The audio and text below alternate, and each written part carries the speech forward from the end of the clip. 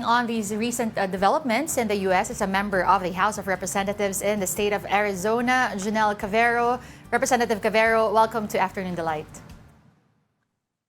Thank you. Thank you for having me.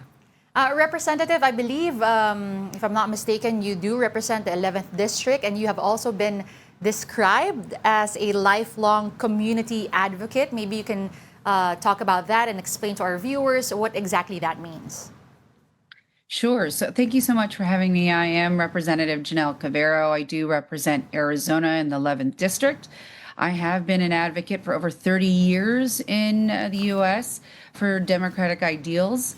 My career started way many years ago, first being involved with even Filipino vets equity, helping out with many candidates over the years, as well as focusing on electing Democratic candidates across the country.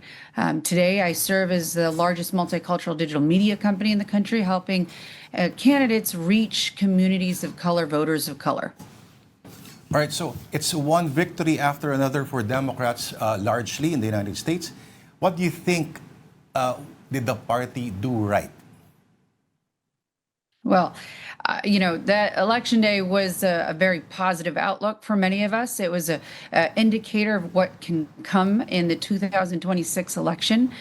Democrats came, actually, what they did right was finally take a look at and dig deep into not just the basic rhetoric that most parties have, but dug deep on what was hitting at home.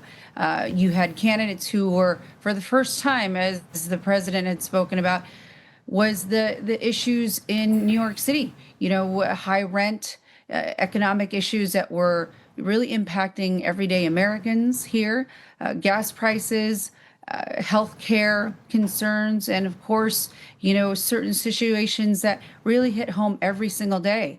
Opposed to our previous cycle, we're not talking about economy, we're talking about things that are happening at home every single day. And so they did great this cycle, I'd say. And, it's not just New York, you're talking about Virginia, Minnesota, Georgia, in New Jersey. There are many races that were both in local and state that really hit home. And Representative, what do the results of this first major elections under Trump 2.0 mean for Filipino Americans all around the United States?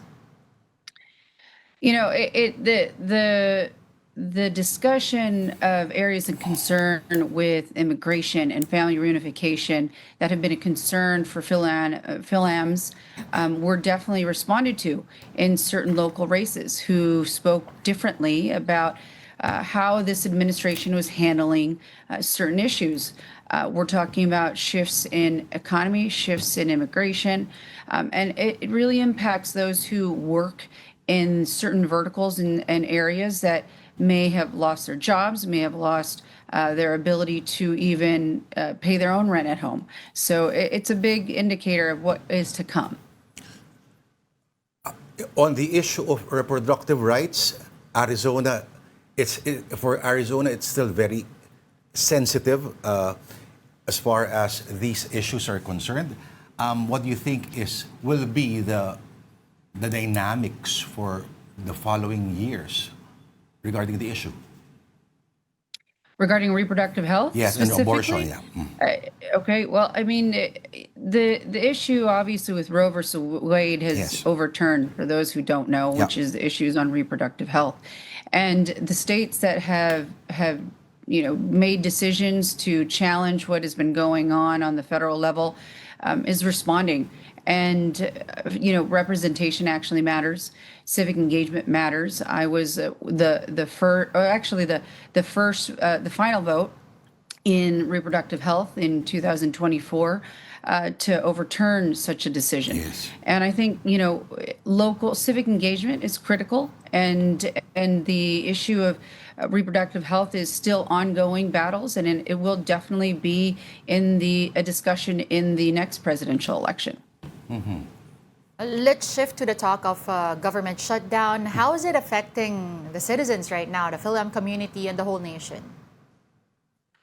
Well, government shutdowns, It's a major issue. We've been out since October 1st of this year, which our economy is estimated to be hit by 7 to 14 billion due to this shutdown, and can go much longer depending on what is to be. You're talking about federal employees who are furloughed, who are working without pay, program delays for loans, grants, housing, and small business. You've got risks to safety nets, such as nutrition assistance, which is SNAP, Social Security, Medicare. You've got issues on travel and transportation, which you now are seeing as air travel is being delayed, airport staffing is stressed. You have facilities that are closing, such as in national parks. Longer shutdowns have severe effects. You're talking about consumer spending drops, business uncertainty grows, state and local governments feel real pressure. This matters because, the state government operations can shake public confidence, economic growth, and is, when you have vulnerable populations, and the Filipino community is impacted by this.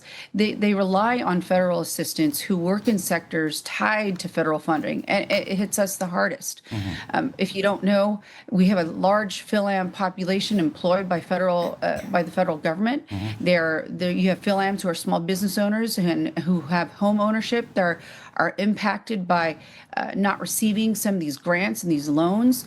You have PhilAm communities who are deeply impacted by also the immigration and visa situation, which, you've got long waits when you're talking about, government shutdowns with certain impacts. And you've also got civic and psychological effects. So these delays in services can really impact families across the board. So In areas like LA, some parts of California, some parts of New York are having kitchens for were open to food supplies that they serve to families of federal employees who just depend on daily paychecks.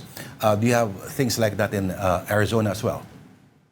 Yes, I mean, this issue, for those who don't know, the highest concentration of PhilAms are in California, New York, New Jersey, Chicago, Texas, and states such as Arizona have programs providing food and services because of this current situation. You have to remember, people are now at their third paycheck. They're not receiving their third paycheck. So it is dramatically hitting us. So. Okay. All right. Once again, we thank you for talking to us. Thank you for your time. Junelle Cavero, a member of the Arizona House of Representatives. Thank you for staying up Maraming late. salamat. Salamat It's po. great. It's great. Thank you so much for having me. Thank you. Nagpuyat siya. Kasi alam natin naggabi doon, Oo. madaling araw. Thank you, thank you.